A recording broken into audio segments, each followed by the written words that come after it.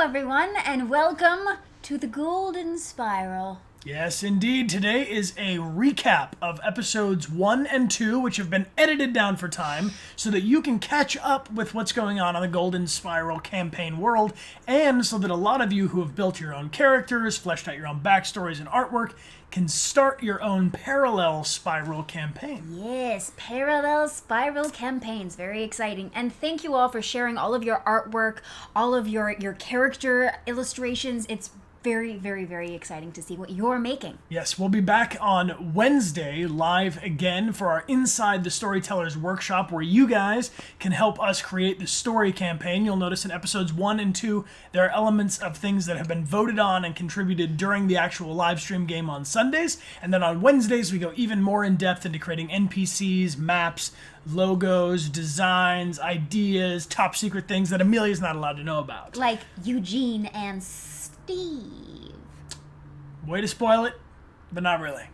You'll find out. You'll find out soon enough. You're going to be watching episode 1 and episode 2 condensed down now, and we are going to be live streaming episode number 3 on Sunday, the same time, at noon Pacific Standard Time, the same time, which is 1 p.m. in Denver, 2 p.m. in Chicago, 3 p.m. in New York City, 4 p.m. in Brasilia, 8 p.m. in the UK, 9 p.m. in Paris and Berlin, and 10 p.m. in Moscow. And that is Sunday, September 1st. That is correct. Yes, so join us next week for the next episode of The Golden Spiral. But without further ado, here it is. Take you very back to the beginning. Very back. We are live, literally right now. Hello, everybody. Thank you all for joining us on twitch.tv/Brian Dechart, and we are playing here the Golden Spiral. I'm surrounded by some of the most talented and intelligent people I have ever met. There is so much nerd energy in this room. It's ridiculous, and we've got a bunch of things plugged in for the first time. So we'll see what happens. Thank you guys so much for joining us. So, if you are here and ready to play some D&D, go ahead and assume those characters now, because we have an awesome cast of voice actors, actors in general, role players, that are going to be helping us out on the stream today. So without further ado, I'd like to drop us in, but I have one more poll for you guys. We've determined, based off the chat's input, that it is rainy, gray, and cool out today. We're going to get a starting mana level, which is determined by your element. The poll's going up there now. 1 for air, 2 for fire, 3 for water, and 4 for earth. Are we ready? Yeah. I'm so excited. This is the moment I've all been waiting for. We're going to go to our 5-up and say hello to our awesome cast. Would you guys mind just introducing yourselves very briefly with a character name and your real name, and then we'll jump into the story? I am the head of security for a prominent politician. Ooh la la. And who is to your right? Hello, I'm Amelia Rose Blair, and I am playing Onyx Delmirev, and I am the press secretary of the White House. Wonderful. And across the table from you? Hello, I'm Erika Ishii, and I play Yama, who is a professor of environmental sciences at NYU, as well as a lecturer and an expert on Earth core. And next to you? Hi, Andrews Landsman. I'm playing Hank, Henry Jones, ex-football player turned bard. And I'm here to entertain, to learn, to inspire. Wonderful. So there's our starting mana pool. You guys can see just below me, there are increasing mana bars for everything. Anybody not ready? Or can I show them our tabletop and Amelia will start our timer? Yes, let's begin. So very important for you guys to know, this is the hourglass of the Golden Spiral, and it will be in charge of keeping time. Amelia, if you would please flip that hourglass over now. And we begin. We'll start with you, Onyx. Onyx, an alarm goes off on your phone. You wake up. The text on your phone feels helix in a pattern. It looks like wingdings, but the backdrop of you and your mother is still intact. You notice that the bed you're in feels more wooden, and that there's a painting of a vase on the wall opposite of you. And that wall is beige. There isn't anything of yours here. You open the drawer next to you, a King James Bible. You're in a hotel room. Your eyes start to adjust, and you notice that everything is cast in a red light from outside. Like you're in Amsterdam or a neo-noir movie. There's a calm in your belly. You must be on vacation. But then something stirs you. You feel that you're late. You throw your covers off and you turn to your left side, step out of the bed into something cold. Is it takeout? Pasta? No, you look around and it's black. Dark sludge at the foot of the bed. You try to move your feet, but it oozes around you. It's moving. And it feels like it's taking you over. You feel terror. You feel like you're pulling yourself up, but the sheets are unhinging. Suddenly you hear a noise from the window where the red light is coming. A shadow passes in front of the red light. It's huge and you hear it. Louder. Like a car engine, a growl. No, it's angry and it's alive. You turn away from the window and see the hotel room door in front of you, and you struggle to crawl towards it and let go of the sheets and fall into the ooze and feel your breath, the breath of something at your back, and you turn around and you wake up. You're in your bedroom. The alarm is blaring. It's August 11th, 2022. Time for work. Time for work. An alarm sounds and reminds you, don't forget to moisturize. Moisturize, yes. Man, I have to moisturize every 45 minutes because I have the driest skin out of everyone I know. Okay, today's a big day. I'm exceptionally excited. Today's the day of the launch. I'm gonna put my makeup on. I'm gonna put on my best suit. And I'm heading to Ellis Island. How are you going to get to Ellis Island? I am being picked up in a limo. You're being picked up in a limo? Oh, yes. Lovely news. Of course, he's right outside waiting for you, as you expected. You get into the vehicle, and you are swiftly on your way to Ellis Island. But first, you have an important press release to give. Where? You're going to go to Washington Square Park. The lower part of Manhattan has been rendered less useful. There are plenty of people who have left the island in the last couple of years, and Washington Square Park has quickly become a new kind of Capitol Hill or financial district for the purposes of political organization. I don't know. It's the center. It's the center. You arrive, you get out of your limo. Can you tell me about where you're going to position yourself in Washington Square Park? I'm going to the middle, which is where my podium is, and I'm going to meet there with Ashima, who is the security, make sure everything's in place. There's a lot of barriers around, there's a lot of people around, protests, typical, always protests. Is there anything unusual you notice in the environment around you? I mean, you're used to these protests, you're used to people speaking up against what it is you and the administration are trying to accomplish, but is there anything out of the ordinary you notice? It's raining. It's raining. It's raining in August. The sky is gray, it's cool out, which is totally unusual, given that it's August 11th, which is a Thursday. Meanwhile, elsewhere in the universe, we're with Yama. You're in the corner of a room. You can't see the room, but you feel cornered. You can tell that there are shadows on you. The ground starts to fall away. You aren't frightened, though. You feel yourself floating above nature. You look below you and see an expanse of forest, as if you're sitting on glass. You seem to be floating and moving. It's like you're on a tour from the sky. You see smoke coming from the trees. The trees are wilting like a time-lapse camera.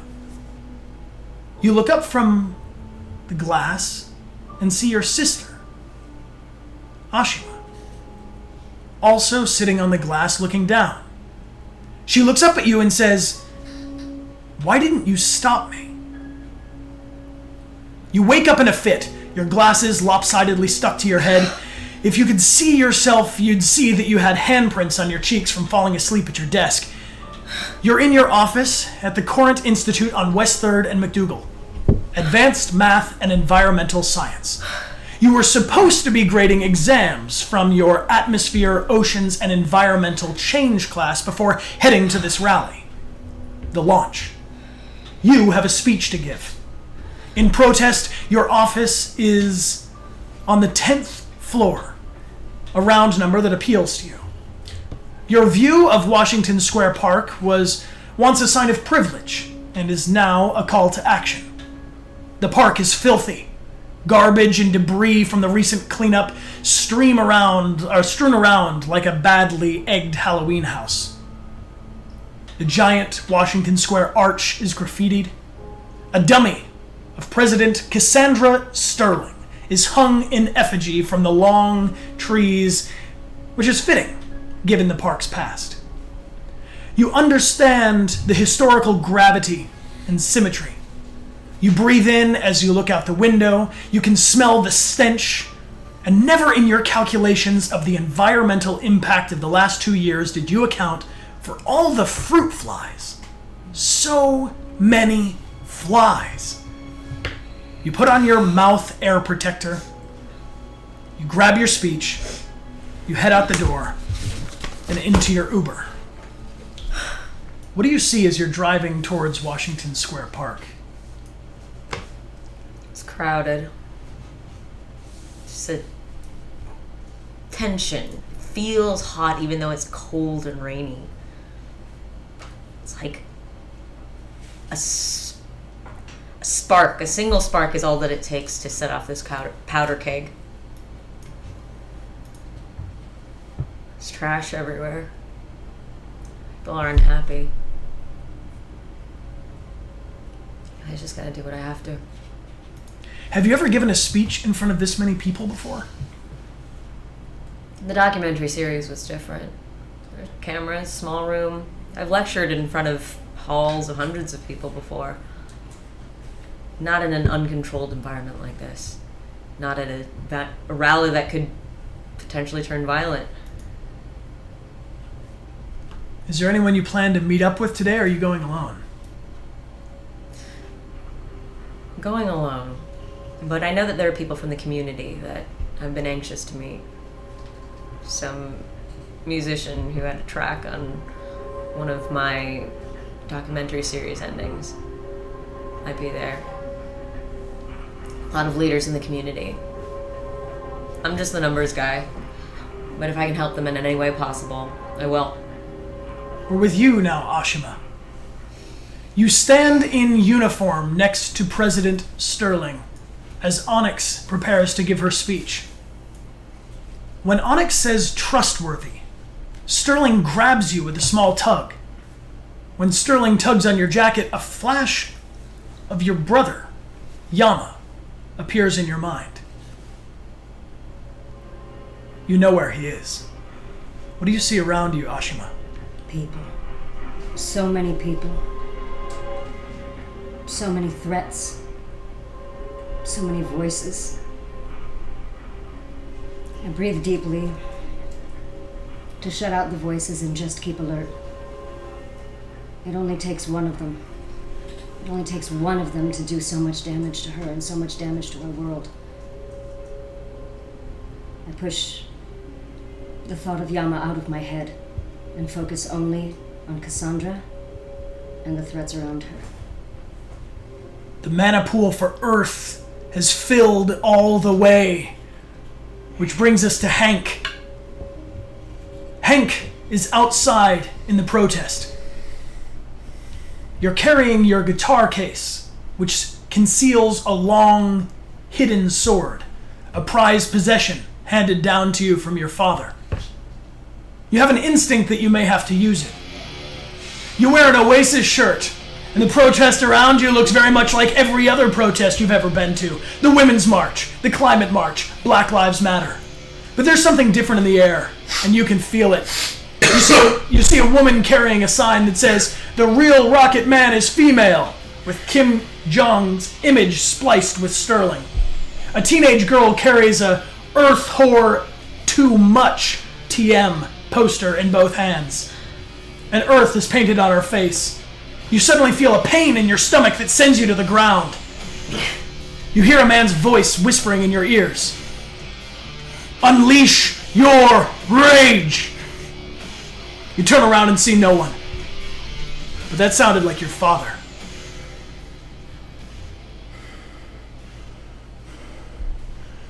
This protest is going to get out of hand. I thought I might be able to meet Yama, whose docuseries I've been paying a lot of attention to, maybe too much, and not paying attention to the music. Music can save us all. This could be a champagne supernova after all. Wait, who's that on stage? Oh, I've seen her before. She spouts false truths on television. And then I look around. Is that Yama coming through? That's Yama. I swiftly get through the crowd, touch his elbow, just to give him a look that says, "We're with you." You've both found your way to where you'll be for this competing speech when you go to present all of your research, Yama. Hank, you're comfortably in the crowd, or where are you relative to Yama once Yama's taken her podium? I'm everywhere. I'm right there next to her, but the voice carries. We're now back with Onyx, and it is time to deliver your press release. I step up to the podium. I've done this many times before, but I'm feeling a little extra nervous today. I touch the mic. I see everyone lock their eyes to me. Good afternoon. On behalf of President Sterling and the Office of the President of the United States, I am beyond pleased to be with you on this historic day.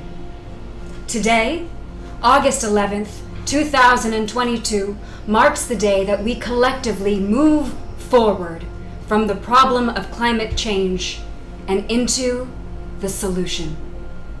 President Sterling and her innovative, trustworthy, and groundbreaking team at AeroSci, no applause please, thank you, have strove for decades to find renewable, low-cost, and low-impact solution to our energy needs and desires. After successfully completing a drilling mission into the core of the Earth in 1983, the company extracted the Earth's essence. Earth core. Trademark. Earth core, trademark, is the substance at the center of our Earth and has always been just out of our reach. It is the fuel of volcanoes before it becomes magma, the equal and opposite force to the moon that moves our waves and our wind. We run from Earth core. Trademark. It is in us. We have the power of the sun now in our hands. After 2 decades of working with this precious and beautiful part of the world that we care and love so much, President Sterling and AeroSci have successfully developed Earth core to power their whole research and development plant in Milwaukee, Michigan. Yes, Milwaukee, thank you for being here. A spoonful of Earth core, trademark. The Milwaukee experiment began, and to the present day, it has seen tremendous improvement to our water pollution, air pollution, and the vibrancy of life has continued to grow and escalate. Our world is about to change. President Sterling took the office of president in 2020, and a massive economic production in ways that we never thought possible has continued to unfold. Earth core not only powers now the plant in Milwaukee, but every plant in the United States, and soon every car, every house will run on Earth core.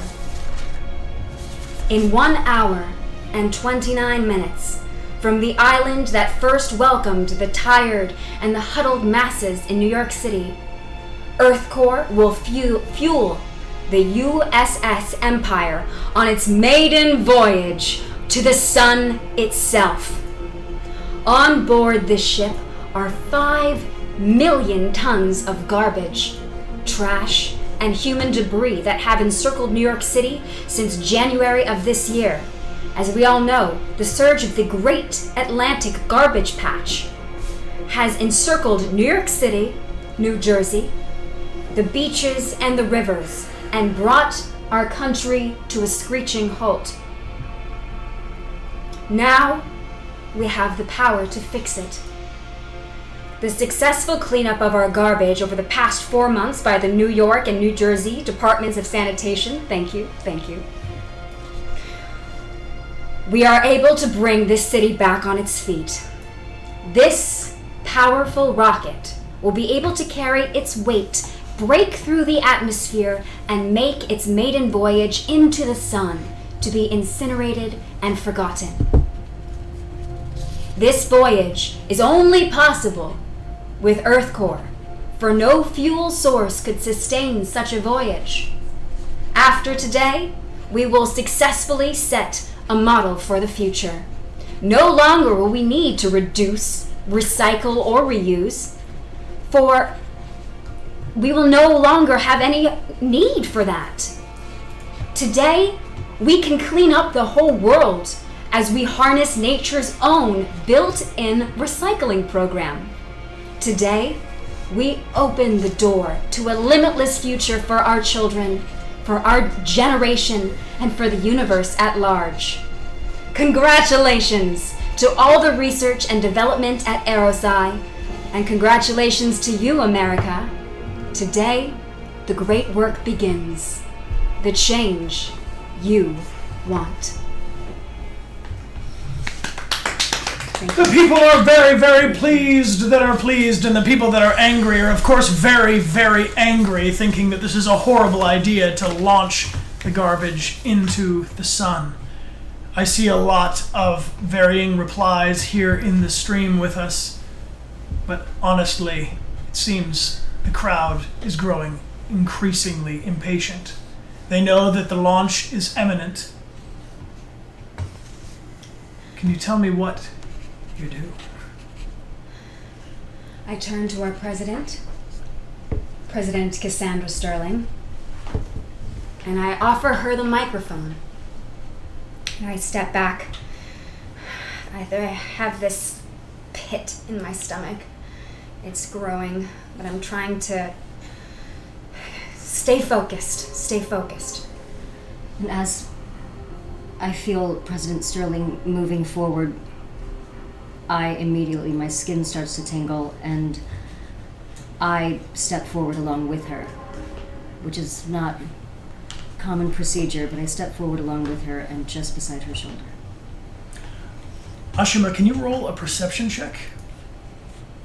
8. To you, this seems like every protest that you've ever been to. This seems like every press briefing or release that you've been to with Madam President. And even though it is, of course, unusual weather, you don't notice anyone in particular seeming like they're any more of a threat than anyone else. And yet something is not right. I just don't know where it is. I try to calm my breathing. Slower. Scan again. Do I see anything? Do I see anyone? Do I see anything out of the ordinary? Do I see... do I feel anything out of the ordinary? Ashima, you feel an alignment with your air elemental that you had to identify for yourself earlier. You feel this sort of breeze coming through. The rain seems to be moving around you in a way. This pool of air is swirling and raises your sense of observation, it tells you that there must be something that you're missing. There must be something that you didn't see. And so you look deeper into the gathering crowd, and because your air mana pool has met its threshold, if you would like, you can re-roll your perception check. I'd like.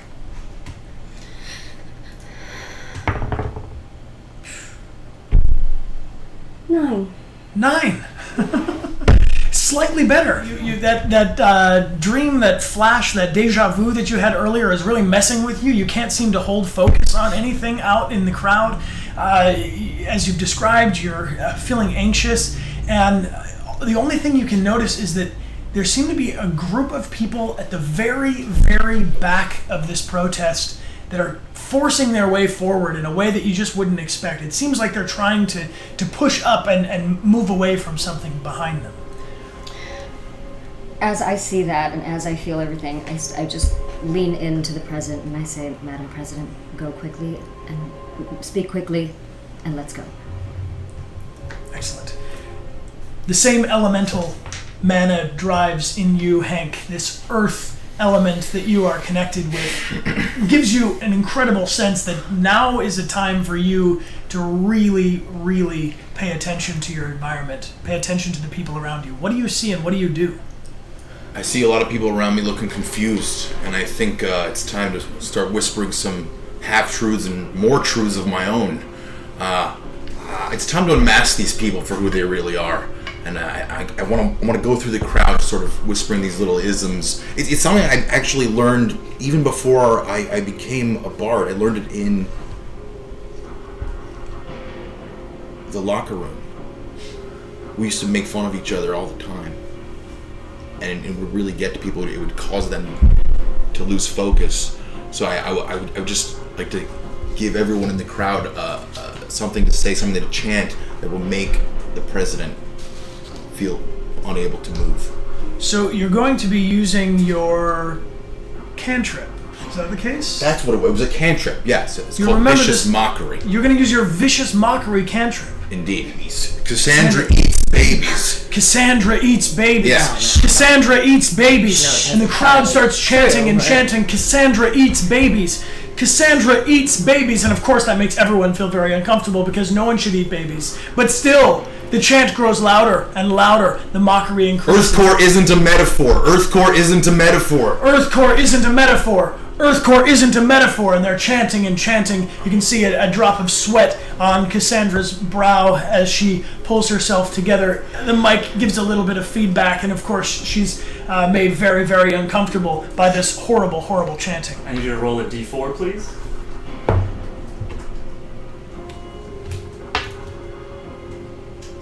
It's 1. Cassandra maybe stumbles for a second. It feels like something.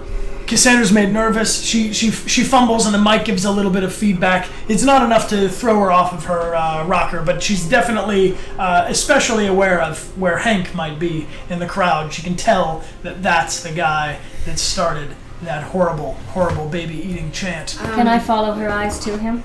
Sure. You got to I roll know a I know perception what he check. is too. Why not? I guess I've done so well so far.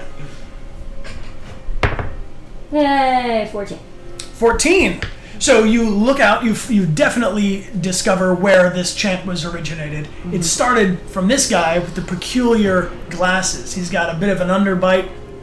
He's perhaps not bathed in a few days, and he's carrying something. He's holding on to a large... can you describe your case? It's a half backpack, half guitar case. I can sling it over my shoulder. All right, so Hank has this slung backpack guitar case, and you definitely want to pay attention to what's going on with him. Yeah, immediately the first thing that comes into my mind are the gangsters of years gone by who kept other things in their guitar cases. I sense that the president is getting very nervous, so I put my hand on her shoulder and I think of lavender. Think of lavender. And this is a cantrip you have as well. Yes. Prestidigitation, Yes. which allows you to create a smell or harmless effect. And the president smells this smell of lavender, and it's enough to relax her nerves. She feels a calmness in her belly, and she's more ready to make the speech. Yama, you're just across the park on the other side, preparing to give your own speech. What's going on with you? I'm nervous about this. This is the first time I'm presenting all my findings. To make it worse, she's here. The other half of my soul. Or she used to be. I know she's here. I can feel it. Just in the back of my skull. I hear her voice. It's gonna be hard. It's gonna be so hard. What does help, though, is that while I don't condone slander, the baby eating chant does seem to be working. Alright. I notice here with our tabletop hourglass that we have only a few more seconds if anybody has any particular action they'd like to make. I'd like to take my guitar out. You'll take your guitar out. Yeah. Please describe. Well, I'd like to use the power of music to direct the crowd's attention to Yama. Wonderful. So you'll pull out your guitar. You've got an amplifier built into your case. Indeed. If you wouldn't mind, give us a little bit of a tune to direct the attention over to Yama's speech as opposed to the president's. The time for Earthcore is not now. Listen to someone who knows about it. Oh, yeah. Some people clap. Some people are confused. Some people boo. But overall, the folks who are paying attention to Yama are ready for Yama to give his speech. Thank you for that interlude, Mr. Just Hank. Hank. Mr. Hank. There's a lot of very pretty words, a lot of polished lies from the administration, from Miss Onyx. But the data doesn't back it up. Earth core is unstable. If you look at the research, the half-life is not stable. The rocket science that they've put together is a sham. This administration has been spending its time encouraging consumption, capitalism, finding an easy fix. This may seem like an easy way to go, but the science doesn't back it up. And then suddenly a sound that you can feel. A rock concert speaker times 20. The crowd is pushed back by the force of an explosion. 3 men fly in the air like a rag doll being thrown and land 30 feet away in all directions. They're probably dead. They're screaming, agony, smoke fills the air and fire burns from a central point where an explosion obviously just happened. Protesters run in all directions, barely able to see in the ashen air. It becomes clear from the smell that someone just detonated themselves with a bomb. Police run towards the fire and collide with the protesters leaving. There is hitting with clubs and shields. Smoke bombs from the police make the smoke more poisonous, and the cloud grows bigger and bigger. Some more protesters, and it feels like the police here are larger. They're more aggressive than normal police. They feel taller, more agile. Protesters are easily rounded up, though many try to fight back. In all the commotion, who is who and what is completely lost. I immediately shield the president, grab her, and start running towards the limo. You start running towards the limo with the president. And I call back to Onyx and say, "Come on!" I run. I'm terrified. I run. I shovel my research into my bag and I look around for who needs help the most, but out of the corner of my eye, is she safe? And Hank? I'm looking around at these policemen. I don't like the look of them. They're bigger than anybody I've ever seen in any football field. It's big. And I look for Yama. Who's in the crowd currently? I think, Hank and Yama. Hank and Yama need both of you guys to roll a constitution check.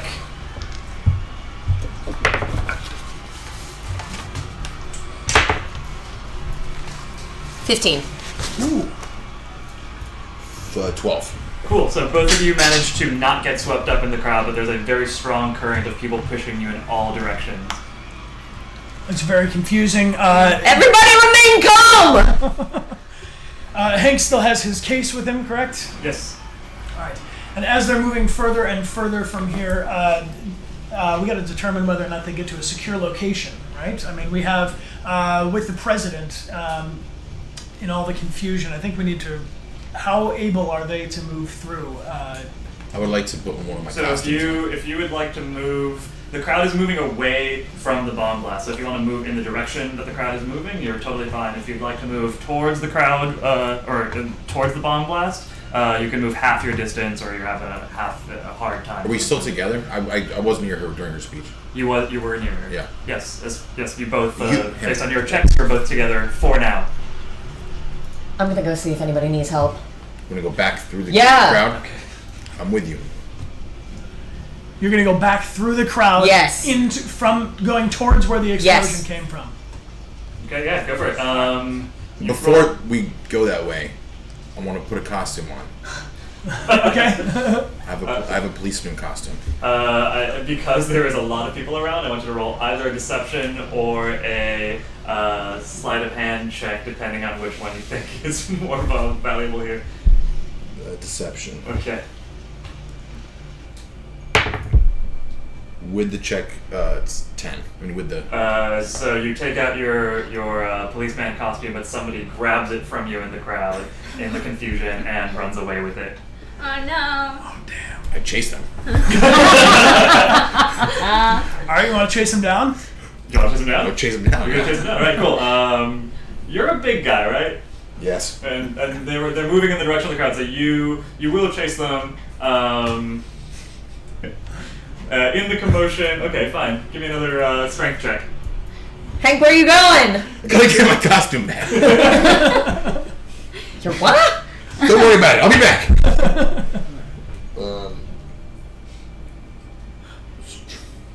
Just a strength So modifier? D20 plus your strength modifier.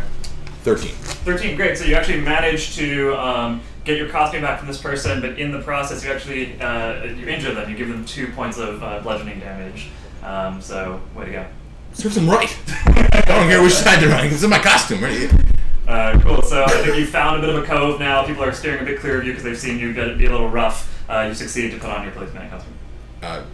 If you're still trying I'm to gonna call it to Yama and see if he can still see me. You're very noticeable.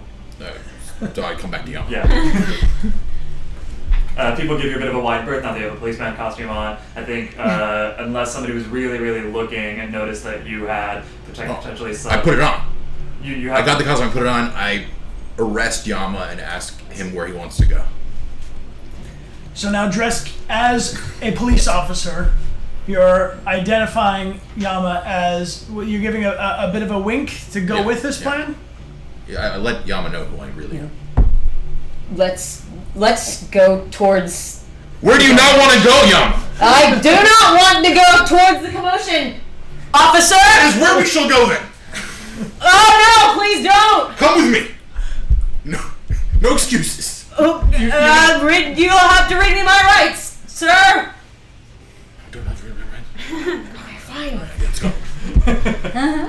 So you're going to move together Yes. through the crowd towards the explosion. Yes. All right, so you continue to move through. You're pushing your way through, and I think you're relatively successful. Ashima. Yes.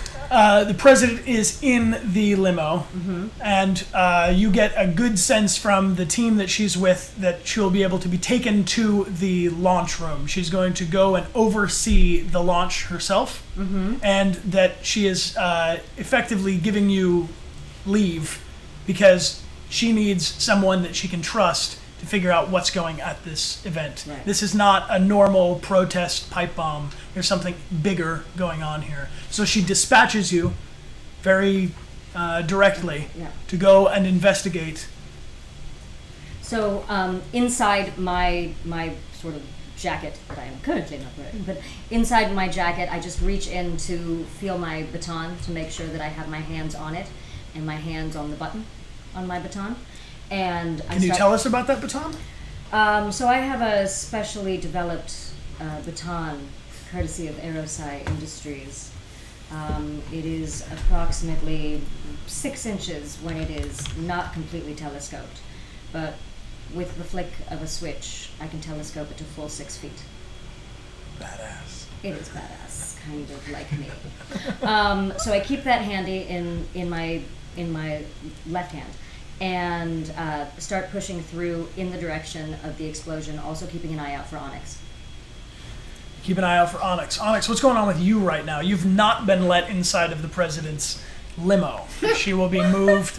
She'll be moved on her own to the more secure location. You are standing outside where the limo just left. I have to get back to the microphone. The microphone? The microphone. I need the microphone. No. I'm going to the microphone. I can calm everyone down if I can get to the microphone. Can you get me there? Oh, for goodness sake. Yes, of course. Go. Okay. So with Ashima in front of you, with Ashima in front, we're going to clear a path to we're the gonna clear a microphone. path to the microphone. They were sort of like in and around the stage areas. There's still a crowd kind of around. I think there's enough commotion going on. Definitely, you're trying to clear a path for Onyx. So I need you to roll a strength check, please. 17. Oh yeah, so you're kind of like intimidating as you're moving people. People are really scared and confused anyway, and so as you're moving through the crowd, people are sort of seeing you turning away. You make it to the podium quite quickly. okay, so I get up to the podium and I think again of Lavender and I speak into the microphone and I say, "Everyone, please remember yourselves. Calm down. We are all on the same side. We are all trying to save this earth. We are all trying to move forward." And I try and calm everybody with my words and soothe everybody with my words. Are you casting a spell? Which spell? I am just using my charisma and I am using my prestidigitation to cast a lavender scent throughout the space. Great, so roll a charisma check. So it smells like It lavender smells and explosion. So good though. Lavender explosion. The range of the lavender smell is roughly your hand. And I push it out around. All right. So, charisma modifier. Oh, wow. All right. Wow. All right. What do we got?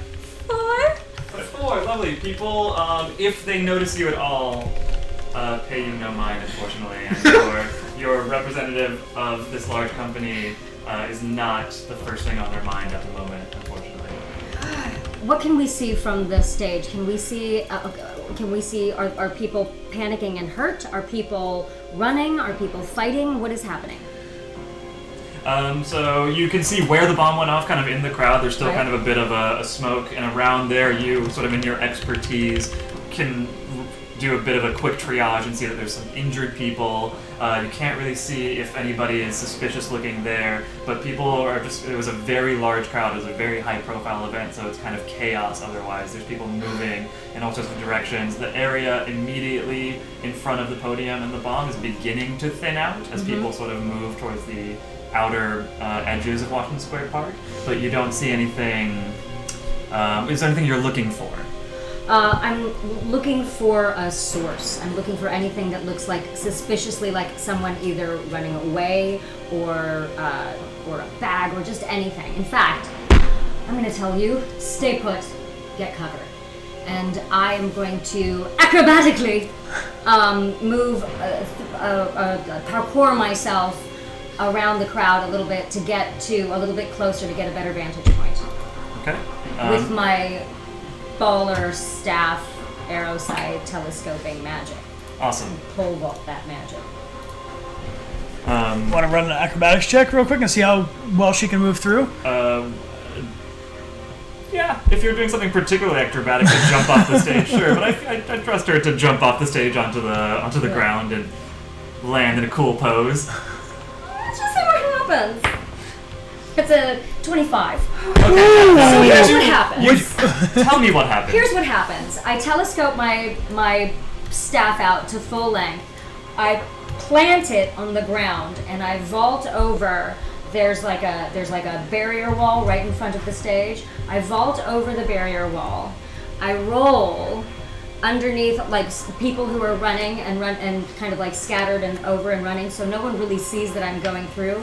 And when I land, I have a clear view of where the explosion happened.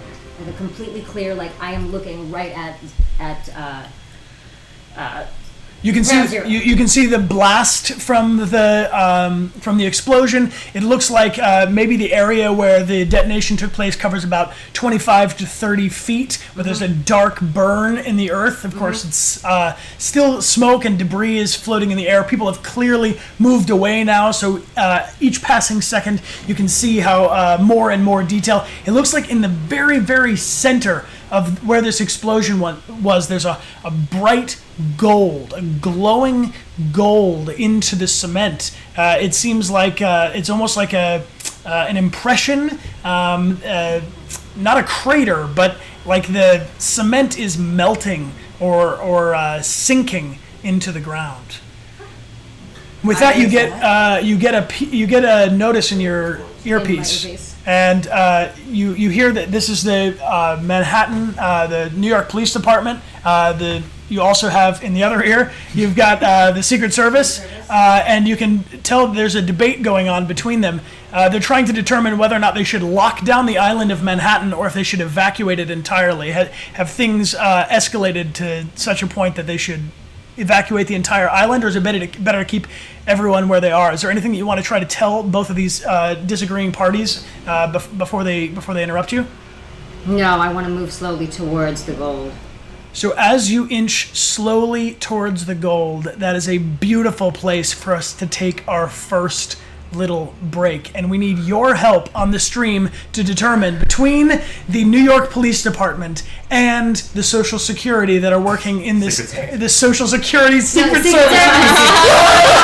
The Secret Service. It's all going crazy. Have I been saying Social Security over and over again? No, that's the first Oh, that's the first time I said it? Okay, back to normal. And the Secret Service and the police department are debating back and forth in your ear. Should they lock down the entire island or should they evacuate? We're going to take a quick 10-minute break to let our cast get some water. Everybody remember to hydrate, and we're going to put up a poll right now. You can help us decide. The result of the poll is that 68.2% of people have organized a lockdown for Manhattan. An announcement is heard over the loudspeakers. Liberty State Park is officially quarantined until further notice. Everyone present must remain where they are until approached by law enforcement with more detail. Now that the police are moving around, rounding up citizens, and putting everyone into standby for the lockdown, we left off with Ashima slowly inching up to the blast crater from this protest bomb that's gone off. It's about a 25, 30-foot blast radius, burned dark into the ground, and in the center of it is this miniature crater. It's like a sunken or almost like melted cement point at the very, very middle of this. You are just approaching it with your baton. I take the baton and I kind of poke towards the melting part and see if there's any, like, does it have any...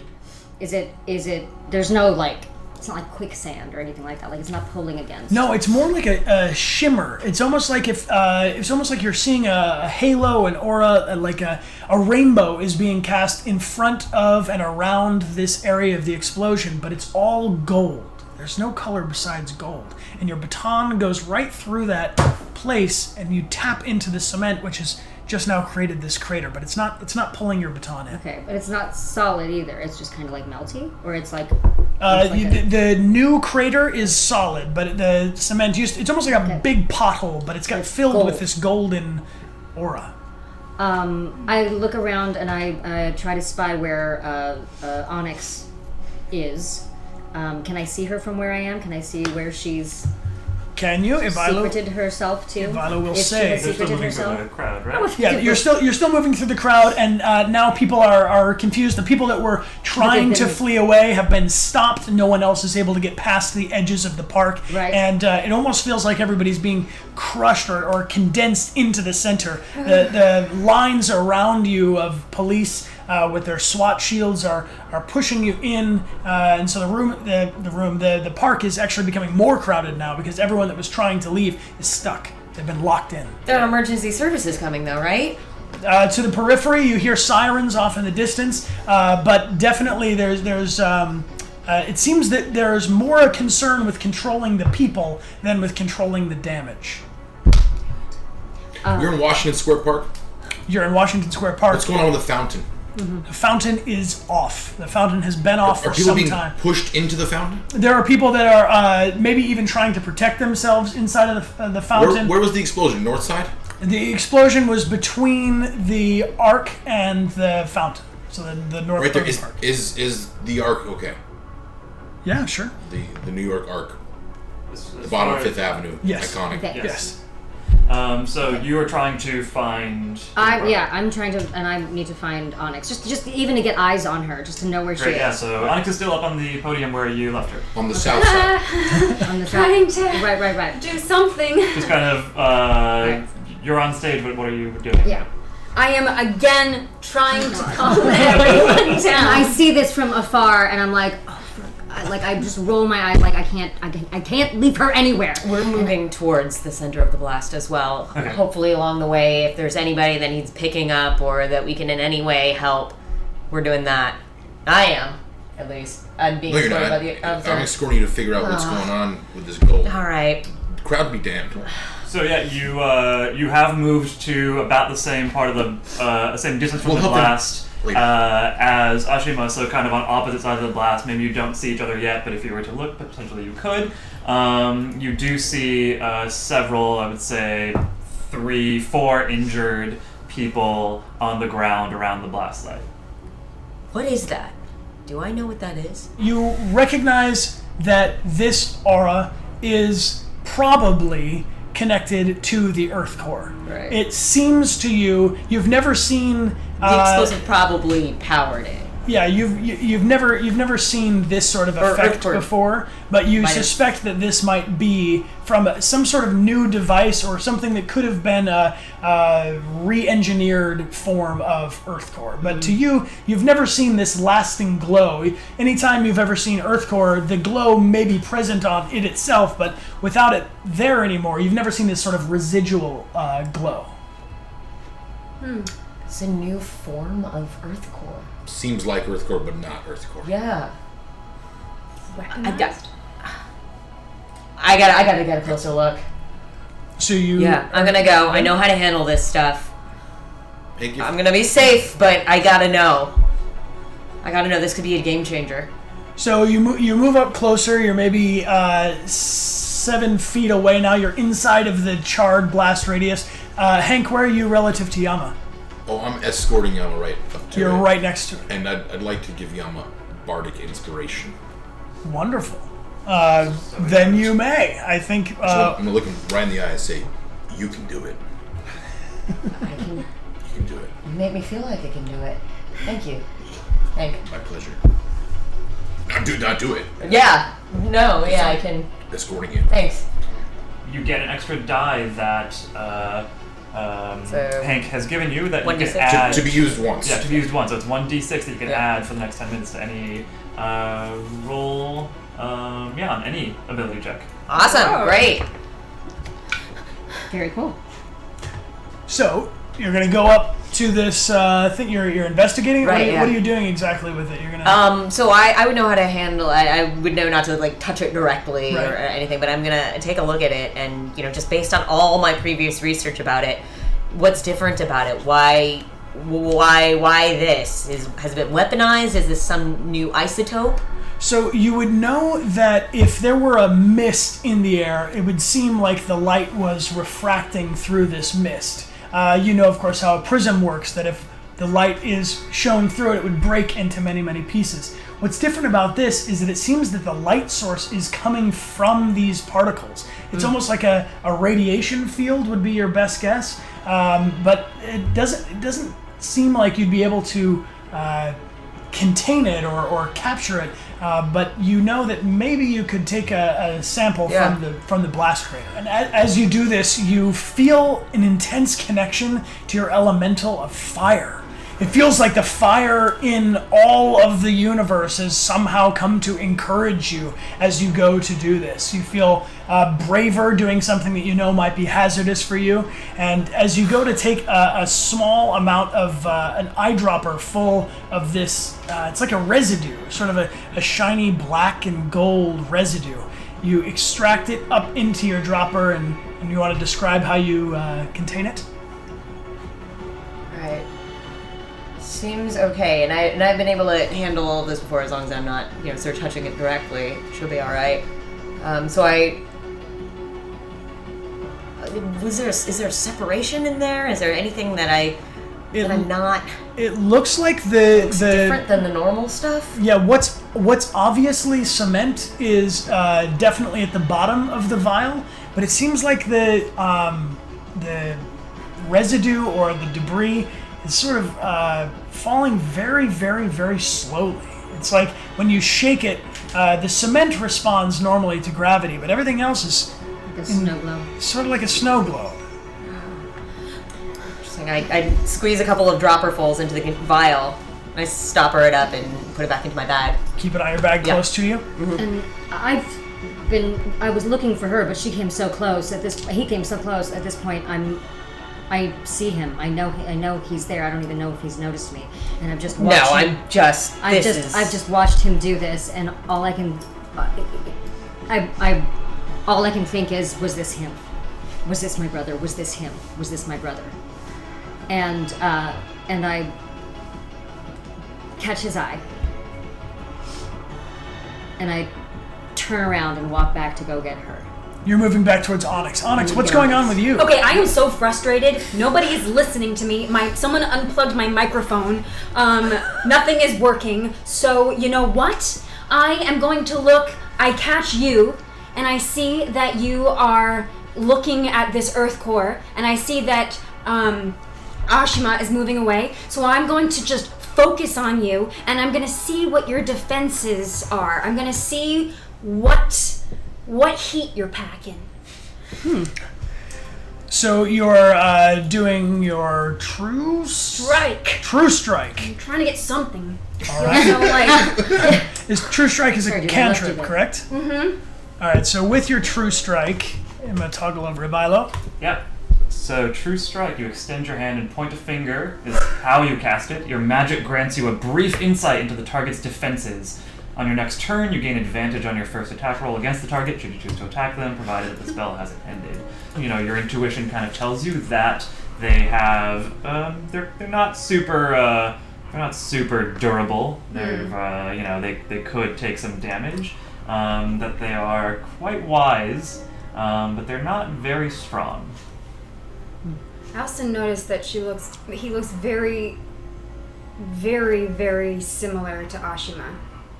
And just as you grow suspicious, Yama and Hank, in the melee of all of this confusion, after you've safely put away your sample, you notice that something is approaching the inside of the park near the blast radius where you are. It's something that's bigger, it's meaner than normal police, and it's wearing a similar uniform, much like the one that Hank is wearing, but it looks like it has eczema. It has this rash or this scale to its skin, and it seems to be tossing people out of its path, and it's headed right for you.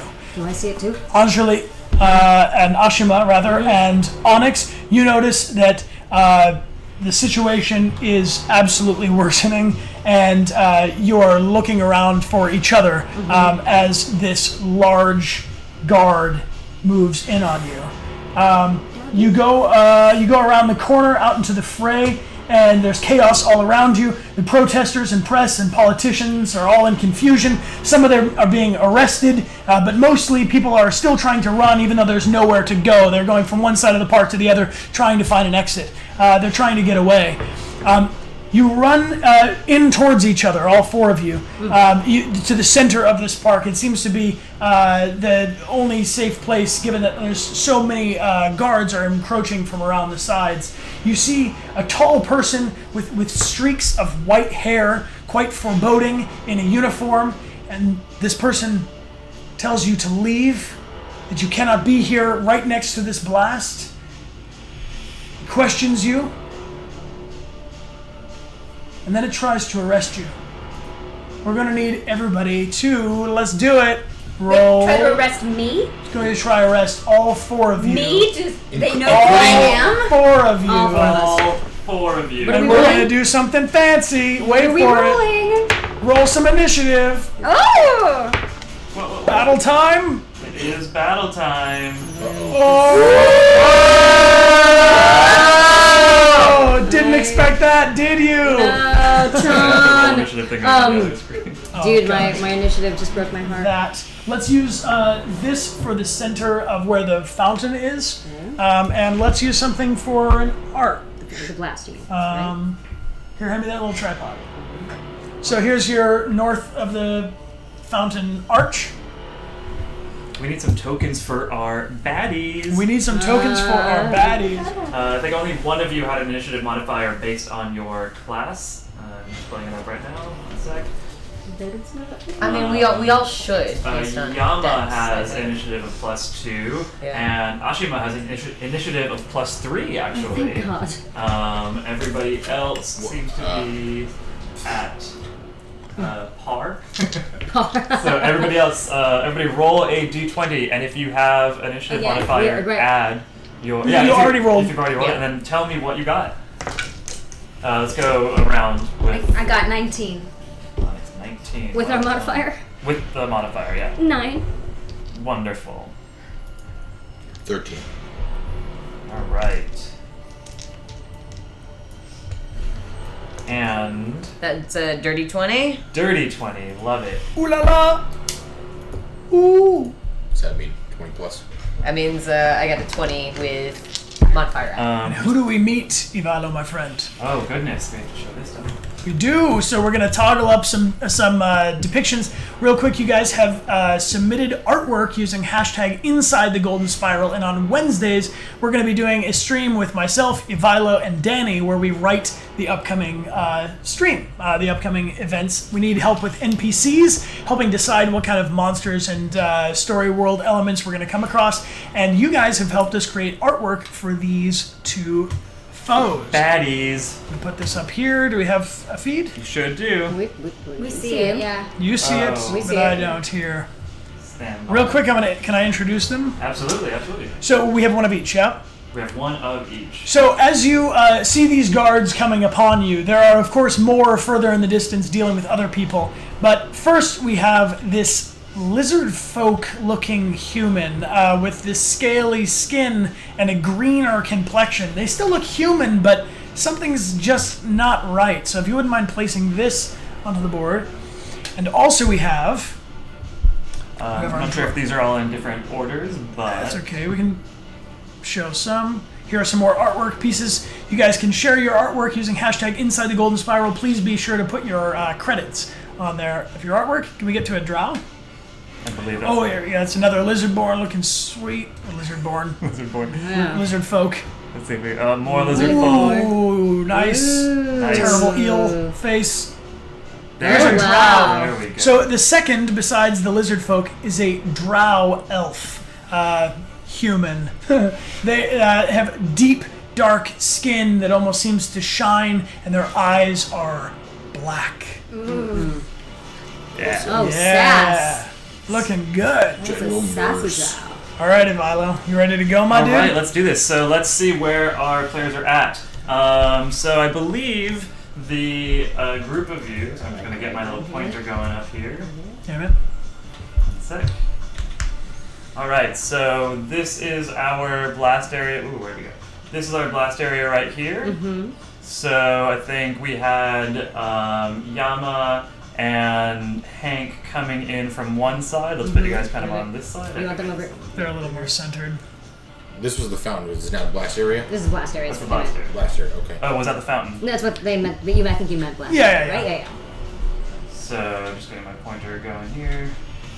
So let's put you guys. Let's get you guys maybe like we're on this side, Exactly somewhere near the where blast you are. area, and then the Let's other do two this. are on the opposite side. And our 2 guards, our 2 baddies, are coming in. They've sort of entered in from this side over here. Is that where our 2 guys where- are placed? So where are we coming from? So Ashma and Onyx are this side. there or- you go. Okay. I think that is great. Yep. Great. Okay, so as these two baddies see you, these two guards, the one that looks a little bit more lizardy, sees four people, sees four threats in this blast area. So he runs up to the closest person to him, to his left over here, and he or she, They, they, the lizard folk. the lizard folk, is going to swing. He has like a nightstick. He sees you resisting, thinking that you're resisting arrest. So he tries to subdue you. He swings his nightstick. Is this at you? Yes. I should have been going okay. I should have been. We just put them down. No. Swings his nightstick, and let's see what your armor class is. Can you tell me what your armor It's class 11. is? She's right. 11. So he does actually make contact. What? The actual. And playing up the. Does it know who I Why don't you am? just sniff some lavender? Oh, too soon. Yeah. So this enforcer does manage to make contact, Yes. Boom! Bam! Smash! Crash! and you do take 2 points of bludgeoning damage. Meanwhile, Yama, what do you do? Oh. What is going on? Damn it. Look around, and then I call up, deep within inside me, a bright flame. Normally it just burns there steady, like an ember, like warmth. But now I bring it out into my hand as a flickering flame. And I hurl it at the thug that's attacking. This is the produce flame Yes. cantrip. Cantrip. Wonderful. That is very exciting. That's the lizard folk. At the lizard folk.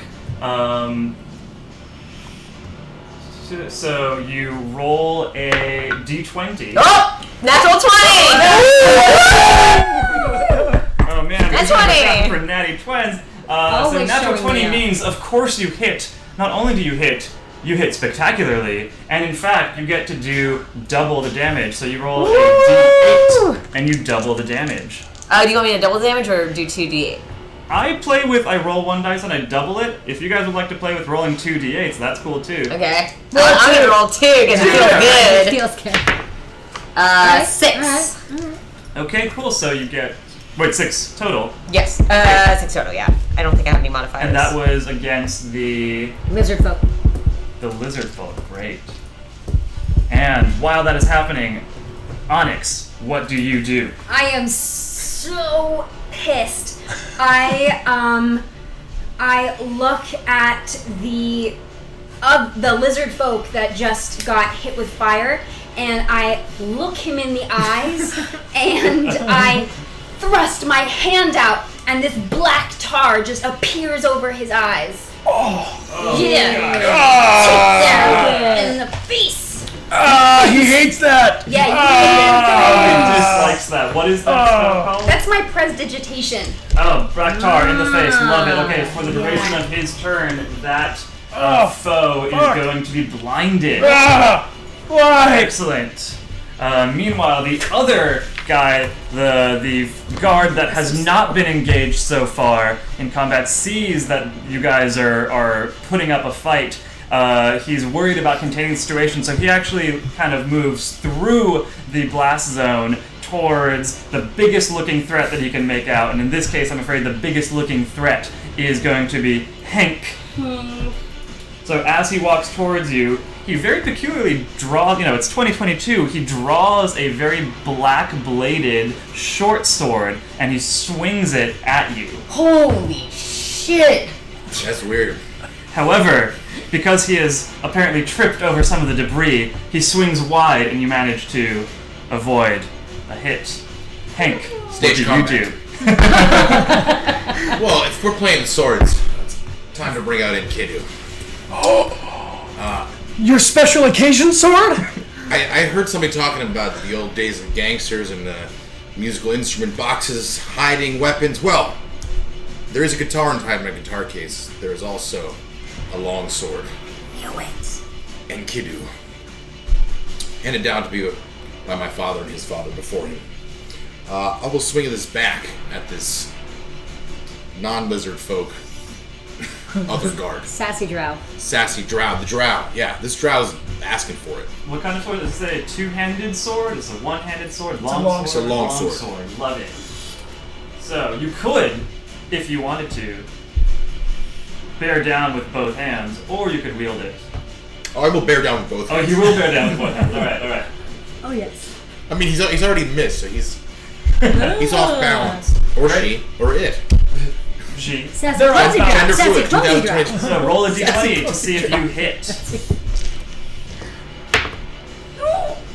4. Plus, so would this have a athletics? No, this is going to be. Sorry. This should is have. a d20 plus your strength plus your proficiency. Should have said that right. So plus 4, so 8. 8. You bear down with both hands, and it does make contact, in fact, but the armor, some kind of body armor that this person is wearing beneath their cloak. Or It's like a clothes. SWAT armor. Yeah, like they've got like tactical armor, and it just seems to glance right off. But he does make eyes at you, and now you brought swords to a sword fight. Oh, excellent! Everybody has swords. Oh, how convenient. Y'all enjoy yourselves. And Ashima, you're up. Finally catching up. So I As a obviously have bonus been taken action, off. I would like to give Ashima some inspiration. Uh, I don't know You you, can do 3 but I'm full with long you. rests. Great, so Ashima, you get an extra d6. Excellent. Anytime you want to use it in the rest of this combat, one time you can roll a d6. However, the only caveat is that you have to decide to do that before you see what your original roll is. Well, here's the thing. I am so pissed off that I was somehow taken off guard and like super slow and didn't see that this thing was coming for Onyx. I have 2 unarmed strike attacks available to me this round, and I shall take both of them. She sure does. So I and as I see his sword come out, I do scream, "I knew it!" So let's go number 1. Great. So 18. Oh, wonderful. So you do, in fact, hit the lizard-looking guard. Excellent. So Shall your we choose its stat- damage, or shall I hit it again?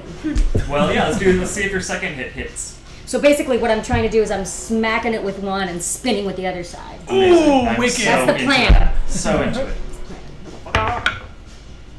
16. 16? Great. So you land 2 solid hits. I'm Let's see mad! what happens. I don't like not succeeding. There we go. So each of those hits is a 1d6 damage. Okay, and what do I do about the 1d extra d6? So if you want to use it before you roll a normal roll, you can decide before you roll, like I'm going to use an extra d6 and add to it, but you can't. but this roll would a add one. this would be added to my 20. That's what you're saying. That It would d6 that the bard gave you is yours to use whenever you roll a die, and you can choose Ever. to add like for the next 10 Okay, minutes. excellent. But you have to declare it before Excellent. you roll. My your bad. I die. misunderstood what that was. Okay, so what am I rolling? A d6? Yeah, a d6 for each hit. 5 and 4. 5 and 4. Do I add damage for any, or do I have damage modifiers? You add your strength. So that is plus 6. So that is 15. Wow. How? Damn. That is Yeah. why. Though she be little, she be but fierce. That is why you're a trained fighter, because you can choose now whether you have completely murderized this lizard folk person or just knocked them unconscious. Please describe. Oh, let's find out where they came from. I have completely immobilized them straight up Vulcan nerve pinch style. Like I've hit them, like I got a back of the head and swiped the knees all in, like, yeah, down. So Wow. completely down and immobilized, and I'm on top of them with the staff. You have made short work of one of these guards. That was very impressive. I Yama. like the word short. Yama, it is your turn. Do you have a sword in your case? Where did he get his? Fine. And I conjure up another flame, Don't forget about your inspiration. and the drow that is engaged with him, I extend my arm and throw a fireball.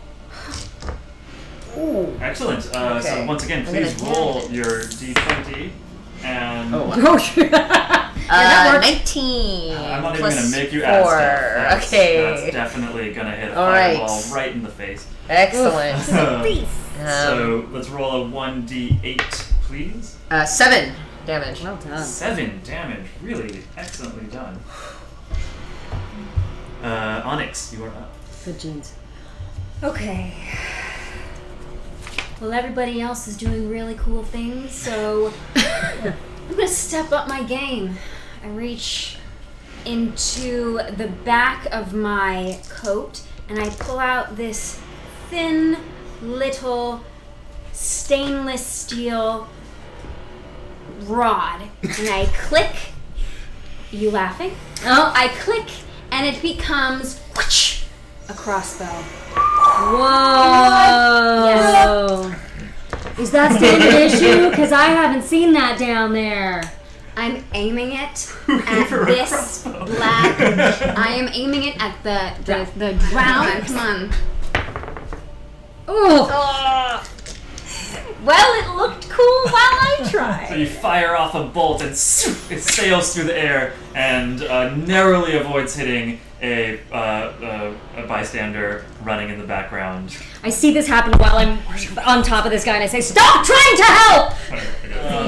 So the remaining guard sees this bolt sail past him and he takes note of who's next. However, he can't escape the current melee that he is engaged in. He is still trying to dance the sword dance with the tall-looking man, the only other person actually wielding a sharp sword in the crowd. So he manages, once again, reeling from the hit that you have just landed, to swing wide and miss just over your head. Not a He's a pretty clumsy drow. Really clumsy. Sassy clumsy drow. Sassy clumsy drow. It's his first day. It's his first day. SCD. You can't play. SCD, man. Then, in response, because he's so bad, I would like to intimidate him and just make him so scared of us that he drops his sword. Excellent. Please roll an intimidation Do it. check. With a d20? I'm gonna make that a hard intimidation check. Can I assist? Please. I hold up both arms with fire dancing in them. Advantage. Oh, well So done. roll. I say, roll stand down. 2d20, pick the highest one. Roll 2d20? Roll 2d20, pick the highest one, add your intimidation. Oh. It's a 19 plus 5. Yeah. Ooh. So Say about it. If I That's a may, clumsy You scared may. drow. and just You picked the wrong day to come out here, buddy! absolutely useless. The drift, and the drow just books it. Just leaves their partner down on the ground and runs as fast away as they possibly can. Silly old drow. Silly old drow. silly old drow, and with that, Clumsy scared drow. Scary, You have your Scaredy lizard folk is down, unconscious with its tongue flickering out of its mouth. It's breathing. The drow has long since run through the crowd and is lost, absolutely terrified by what it has just witnessed. We have only a few moments if you have anything that you would like to do with this lizard folk before we take a brief break. Now is the time to Snap do my so. fingers Is and the your flames favorite color? All dissipate. right. I gotta do Flames something. disappear from Yama. I have to do something right. So I'm going to stand over it and I'm going to peer into his forehead and find out what his defenses are. What his defenses are. Okay. True strike.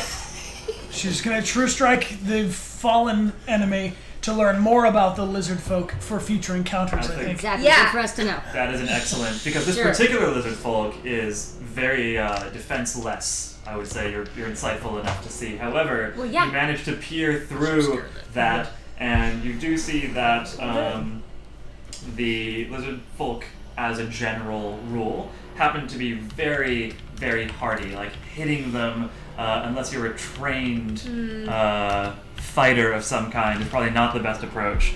And they do also have very, very sharp teeth, so you probably don't want to get very, very close to them. Well, That's yeah. about all you can see from the unconscious lizard And folk. stay down. So you say and stay down. Do you and you're over this lizard folk? Does anyone else want to take an action? Can I smack him awake? Sure. He's my prisoner. Roll a d20 smack plus strength for a 10. smack check. Yeah, you managed to get them up. Okay.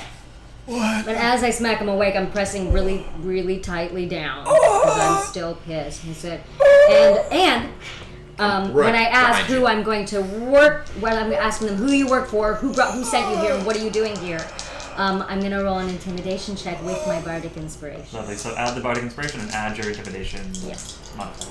Oh God! Oh yeah, he's intimidated. He's excessively intimidated. Like 24 intimidation factor. Like. Tell me now, or you and your entire family are going down. We serve the same master. I work for Erosai. Surprise, surprise. They reach into a little pouch on their sleeve, and they pull out a tablet. No! Alright. Take the tablet Figured. and die Alright. in a horribly simple way. It's so simple how they go.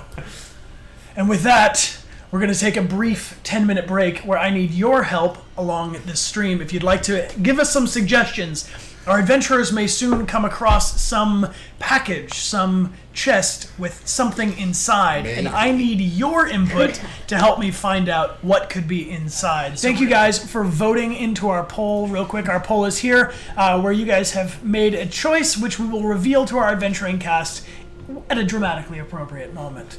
At exactly 2:35 p.m. Eastern Daylight Time, the USS Empire, named for the Empire State from which it was launched, sails into the sun. The blast from its powerful propulsion was felt by all the rounded up protesters and the police on Liberty Island, even the politicians and press shielded inside behind the glass. It was beautiful to witness. For a moment, almost everyone there felt alive as a child. Many of them had never seen a launch before. And as they watched the shooting star sail across the sky, they felt like maybe Erosai had won. Not won in the sense of winning, but in the sense of having succeeded at solving the problem that they were all brought there to work out. That maybe the rocket's contents, millions of tons of human debris, wrappers, rough drafts, coffee cups, and to-go containers, would actually leave the planet for good. And the sun, the shooting star's final destination, would become our planet's trash can. Combust compost, and all would be solved for one brief moment. But the moment was brief indeed. Just as quickly as the awe rose in all of us, the USS Empire exploded. And not just exploded, but completely, utterly supernovaed across the sky. The heat from this explosion felt like the opening of an oven all at once, and a gasp so loud and frightened from every man, woman, and child could be heard across the island, and for that matter, across the city, the state, and the tri-state area. For the launch and the launch parties to watch it were everywhere. And for that matter, the world and all of its cameras had their eyes on this moment.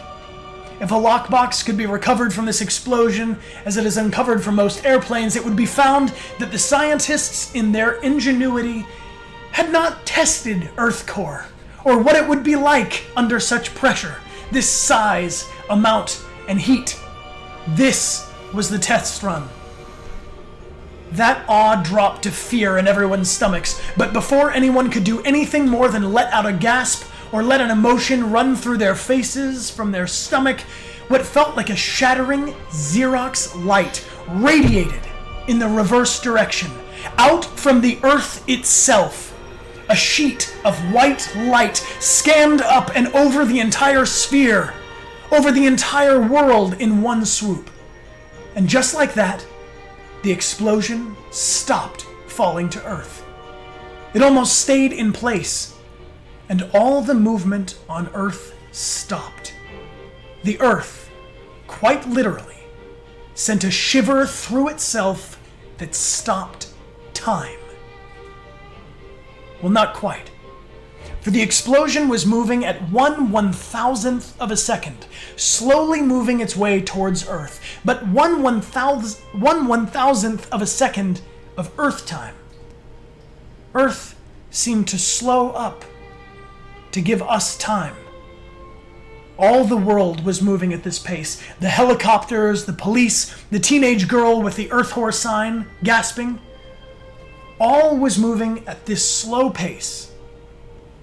Except Yama, Hank, Ashima, Onyx, and the birds, and the wind, and nature.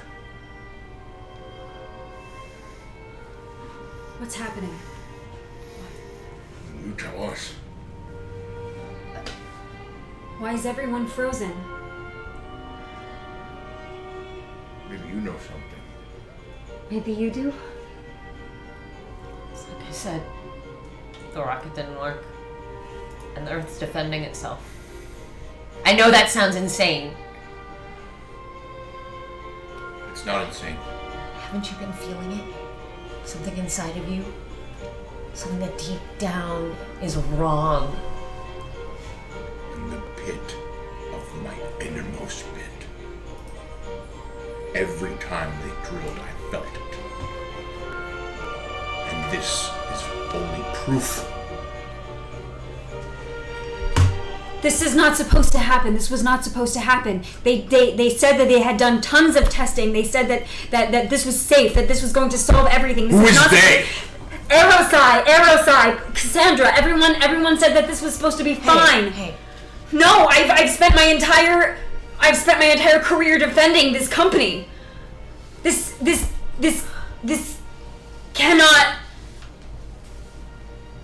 cannot be real. They did a good job of fooling the entire world. As they're talking, I'm stepping back to try to see if I have any kind of comm. You hear absolutely nothing in your earpiece. We have no comms. Everyone around us is frozen? Everyone around you is moving at 1/1000th of a second speed. If someone was sending a text message, it's going impossibly slow to send. If someone was taking a step, 1 foot might be hanging in the air just before they complete it. When you look up, the whole sky is bright with a flash from where that space zeppelin once was, and you can see that the pulse of energy, the sound wave, the shock of the hull ripping apart and the fire burning down onto you is slowly growing. But it seems like the Earth herself is trying to hold this explosion together, and you are unstuck in time. Why us? I don't know. What do we have in common?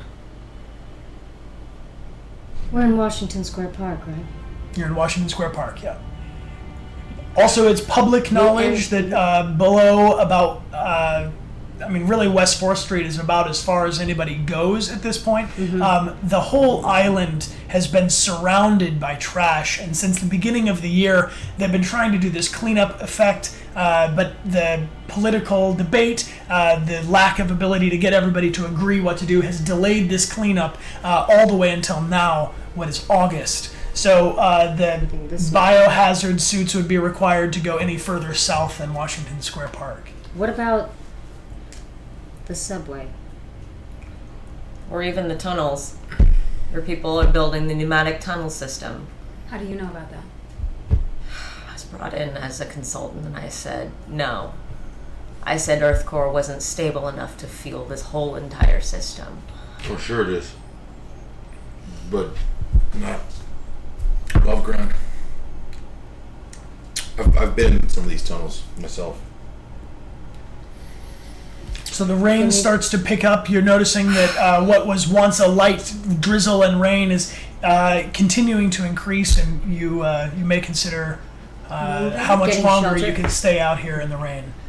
Well, let's at least get inside. There's the I'm hungry. NR is the closest. The NR to 8th Street. Where are we the going? Where are we going?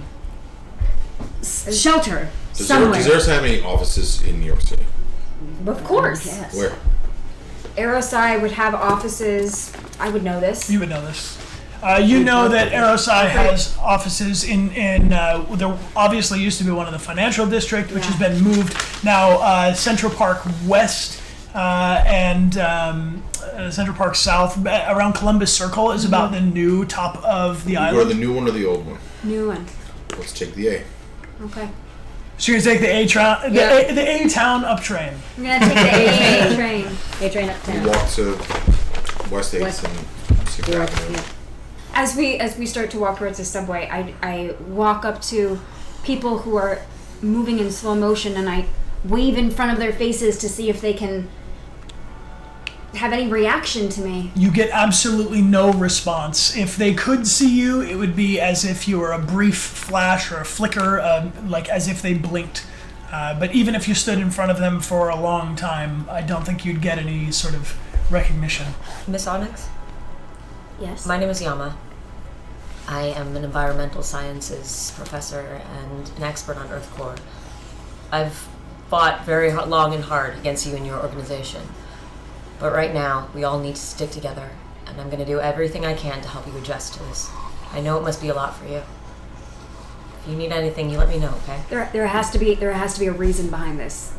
I'm sure there is. Erosai would not do something that would endanger the entire. Let's go to the office. Okay, Whatever let's go to their- the office. whatever There their will be an motivations answer. are. There will be an answer. You coming? I'm coming. Osh, this is Hank. Hank, my sister, Ashma. Sister. Twin. So, How long have you been? can we keep moving? Sure. Let's get on the A train.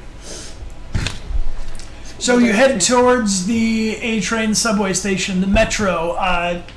In the last 3 years, it has become increasingly unkempt. Normally there might be a fresh coat of paint every now and then, or somebody is there to maintain the garbage, but since the entire city has been so surrounded, these tunnels are especially musty. It's dark, and there's a heavy scent in the air. You can't place it because it seems to keep changing.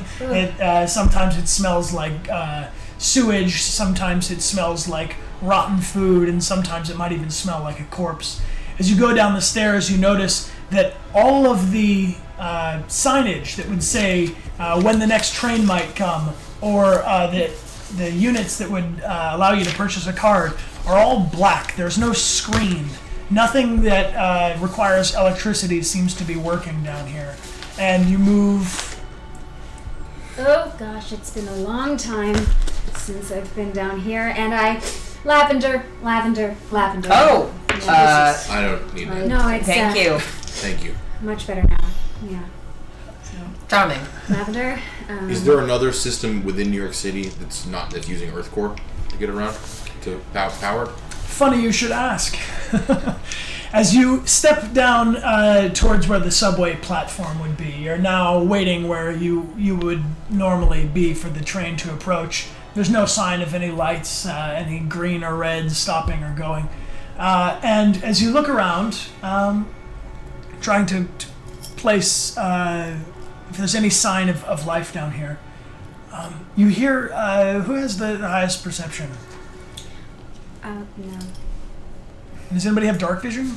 Oh yeah, we have dark We do. vision. All right, so everyone but Onyx hears Always in the dark. hears a rustle and sees a figure, a small, kind of lithe figure, moving closer and closer down the subway tracks. They're walking where they absolutely should not be walking on the tracks. Hey! Towards us or away from us? Towards you. I stand in front of her and have my hand on my baton. Hey! Don't be alarmed. You meet a short, slight figure with big round glasses on his tiny head, and he says, "My name is Eugene, and I am a florist. I don't have any flowers with me. I'm sorry, but I have magic inside, as do you, as do all of you, and you are able to move while the whole world stands still because you have magic blood. Somewhere in your past, somewhere in your distant past, there is magic, a trace of magic. Some of you may know what I'm talking about. Some of your families have striven to preserve this bloodline, or maybe you don't know what I'm talking about, but you will, sure enough, soon enough. Look around you. All that is moving in the slowest of motion is the material world. All that is moving normally, as you and me, or the breeze and the trees up above, the birds, the waves, they are magic. Our world is pure magic. I knew that this launch would inspire a rebirth. Out of the rot can come flowers. I have seen that magic, and it is in me too. And so I can move, and you can move, and I am the proudest descendant of dwarves. Oh, I knew there would be magic here. I didn't know in who. Oh, it's been a long journey into no time. But here. Take this map. Oh. Take this map. I've had it in my family for ages. Take it. Don't ruin it. But take it and use it. It's so precious. So be gentle. It's a map of the country. A map of the country will show you like this. A map of the country. You see, you are there, and the map is divided into zones, and into these zones there are tunnels dug eons ago, before the colonizers, before they came to connect all the corners of this terrain. The tunnels run on the element, the true name of Earth Core, or whatever the corporate charlatans are saying it is now. The tunnels are secret, almost like portals that transport you to other zones across the United States terrain, but only those that have magic in them can use them. Oh, quick! I can hear there are more drow guards approaching. They're coming soon, and please take this map and use the rest. You must reverse this catastrophe. I must go. Wait, is there any way to contact you again? Who are you? Yes. If you must, roll up the map and whisper into it. Say to the elemental, we need your help. But you can only use this when it is absolutely necessary. The guards are coming. I must go. Quick, into the tunnel. Go. Go into the tunnel. He runs away and points you deeper into the tunnel. He hands the map is with Hank. I shoo her ahead of me with you guys. Go, and I'll bring up the rear. I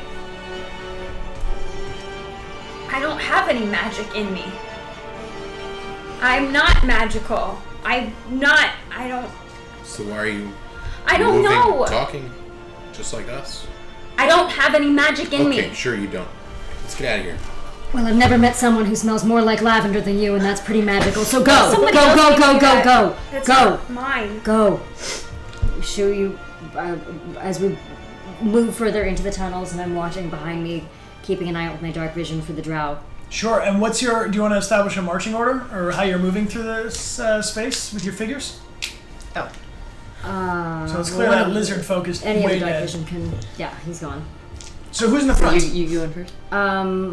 I can go for. Well, I'm trying to protect her, and so I guess Well, if she's gotta she's be in the middle. yeah, We all have dark vision. right. So I make a You want front or back? We should Candle. flank. I'll take back. I have a flashlight. It's fine. I don't need help. As you pull out your flashlight, you notice that it's absolutely useless. It doesn't do anything. And our phones? Your phones are dead. There's not only are they not responding, they won't even light up. Freedom. North then. On we go. So the tunnels are running north and south, and you're advancing. We were on the A train track. Yes, and you're Yeah, advancing so we're north. advancing north. So as you move north, you're staying in a close, narrow line like this, right? Mm-hmm. Hank is in the front. Who is second is Yama. Yama. Then Onyx with Ashima following up in the rear. Mm-hmm. You know, I have this theory that I was working on for my second book. I think we need to take all of the Earth core that we've stolen from the Earth and put it back somehow. It was just a theory. And I don't know entirely how that would be possible or how to collect any and all of it. What's that based on?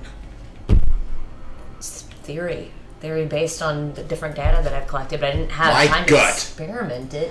Well, it's a little more than just gut. Your gut. Everyone's gut. Does it feel right to drill into the center of the earth and take something that doesn't Not replenish even itself? listening to him, just looking at him. I'm just looking at Yama. He's right, though. The He Earth- is right. Earth core is spread all over the country, all over the world. How are we going to be able to collect it all and put it back? Maybe if we just get enough. Where are we gonna put it? This is all very highly theoretical, okay? But what else do you have in mind, huh?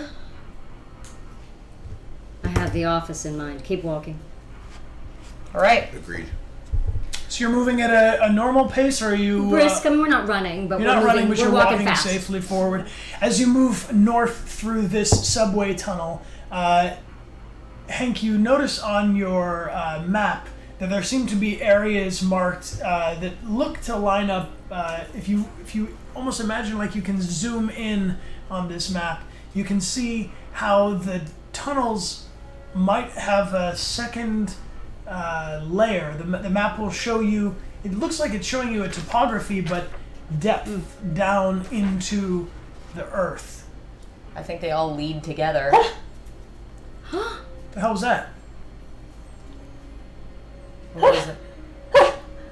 Ashima's eyes light up for the first time Hello? in like the last 20 years. Her eyes light up like and You hear a puppy, don't you? I hear a puppy. All right, let's go find the puppy, Ash. Where's the puppy? And All sure enough, right. coming down the tracks, just towards you, Ashima, you can see ahead of you. Can you describe what you see? This puppy? I see this tiny little scraggly, like one ear up, one ear down, cocked, trotting little, like 15-pound mangy little mutt coming out of the tunnel. Is it a rat? Definitely a puppy. It's a puppy. A puppy? Unless I'm mistaken, that puppy is magic. All puppies are magic. She is in fact correct. All puppies are magic. And you, the dog is right at your feet, Ashima. It seems to take a special liking to you in particular. Nobody likes me. It's sniffing your ankles. It's happy to see you. It might even want you to pick it up. It's very, very taken with you. Okay. So I just scoop it up under one arm and I have my baton in the other. Hi, little guy. We can use all the magic we can get, right? As you continue to walk along north through this tunnel, Hank has recognized a symbol that looks a lot like a diamond that is both It's not actually written on that map. Don't look too hard for it.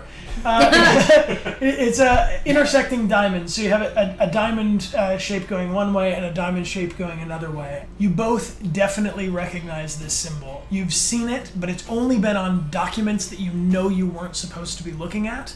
It's a symbol that you've seen around Arosai in particular. This does not seem to have anything to do with the White House or the current administration, but it seems to be something you remember seeing as an internal document or something. I think it's a symbol that can help us get around, but I think going to that office might help first. Okay, I need to see. Everybody else can see. I can't see anything. I wish I could just have some light. Okay, here. I rummage in my bag and I pull out a lighter. Here. It's not that much. I make a little flame. It's tiny. I can't see anything, but it gets a little bigger and a little bigger. I've made light! Well done. And where there was normally a small, lighter flame, there is now a maybe 2.5 foot tall flame. You have a torch, and you can see just as well as your friends that have dark vision. Great, you made Miss Light. That's Oh my god. be able to see. This is so exciting. Told you had magic. Wow, but... Let's keep moving. And as you take a couple steps forward, Onyx, you're so pleased with yourself looking all around. Can you roll a perception check? Oh boy. Yeah. 5. You see absolutely nothing around you. But there's even... Actually, it's more like 4. 4. You see even less around you. There's even more nothing. Nothing. But as it is... Can we, as we're walking through, because we're walking through carefully, can we be making perception Yes, checks? I think because it's also... I'm going to give you guys advantage on this perception check because you have dark vision, yes. Oof. So you can roll twice if you like. And Well, I can roll twice. Great, thank you. That's delightful. 18. Oh, plus 2, so 20. 20. 20. 15. 5. Wonderful. So Hank finds some pocket in his lint that he didn't... some pocket in his lint. That's magic. Some lint in his pocket he didn't anticipate was going to be there. And Yama, just a second before you would say anything about it, Ashima notices this double diamond symbol right over Hank's head. Hank, don't move. Actually, move back to us. I mean, I'll poke it with my baton. That's right, I said it. You don't have to roll for it, you just poke it with your my baton. Give it a good poke. Nothing happens. Do we see any kind of an opening or any kind of loose rocks or anything below us? In fact, you do. When you look down, you notice that it seems like there's an outline of what might be a door. Not a trap door, but some sort of like service entry. Okay, I look at this and I wish I wish it was clean. And it cleans itself. You clean 1 cubic foot worth of the trap door below you, or this door, and it is shinier than it was before, but nearly identical. Yeah. Just clean.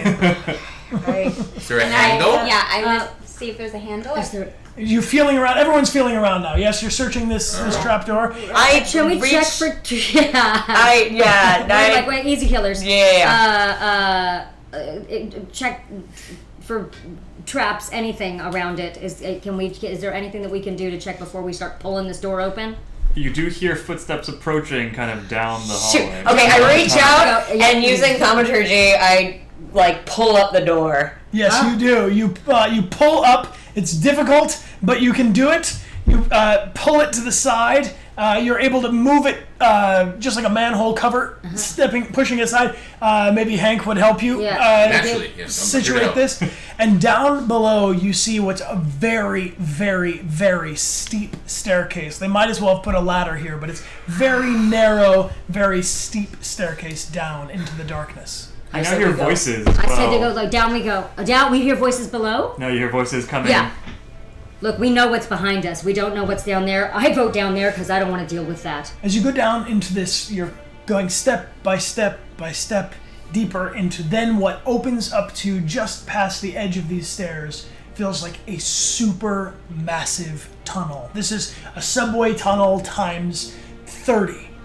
It's amazing that this thing could even be here, considering the elaborate network of subway tunnels that already exist, all the old tunnels in New York City that nobody uses anymore. But somehow you seem to have taken a set of stairs just below, perhaps, the current subway system. With the puppy. With a puppy. Oh. Puppy came with. You hear the murmur of the drow, perhaps these guards up around, up above you, looking for where you might have disappeared to if they were following. Hey, little guy. I'm gonna need you to be real quiet right now, okay? And as I grab its little face and I just look at it, and all of a sudden, as it's barking, I hear its little voice getting quieter and quieter, even though it's barking. Like it's almost like I'm willing it to be quieter. Okay. Sure, I did that. Yeah, you did. Before things could get too sentimental, Hank notices a sign written in plain paint on the wall saying Zone 1, this way. Zone 2, this way. Zone 3, this way. You have a system of tunnels in front of you branching out down one direction, another, and a third that could take you to those 3 zones nearest to where you are. The first zone where Manhattan and New York City, Maine and the Upper East Coast, and then we're going to put you on the top down so you can check it out. I'm going to put it in the middle of the map. You have then 3 other zones. So zone 1 is, let's call it zone 0 where you are. Zone 1 would be above you to Canada. Zone 2 would be towards Ohio. And zone 3 would be down south. There may only be one stop there. It may be more like a portal. So that symbol we've deduced is the New York Earth Core transport symbol. We know that symbol is where you guys are currently. Yeah, and we that's know all- that it that's is all we linked to Aerosci. Well, we know that there's another Aerosci drill site north In Canada? towards Canada, not quite to Canada. This will put us outside of Canada. I mean, outside of... I mean, it'll put us here. It could put us in Lake Huron for all we know. It could put us somewhere around there. Bang, bang, bang, bang, bang! You hear this metal plate up above you where you've just snuck down start to be dragged to the side, and you are certain that these drow are immediately upon you. Go! Now! Alright! Canada. Very good. Zone 1 it is. Heading to Zone 1 and roll up that map. You can whisper into it if you like, but you can ask the elemental for help on your journey. You're heading towards Canada. There's a huge, sort of like a sonic boom, and before you can even deduce that anything is coming near you, right in front of you on the tracks is a giant metal cylinder, which when you say those together it sounds like medical. Metal cylinder arrives in front of you. It's like a pneumatic tube at a bank. Yeah. It's arrived almost instantaneously. The doors open. There's no one inside. It's dark on the inside of this. Fuck it. I step in. Onyx steps in. Yama's on board. Yeah? All are on board. And the puppy. The puppy just squeezes The through. puppy, And the puppy. the very last second, his tail just barely comes inside as the doors close. Stay close.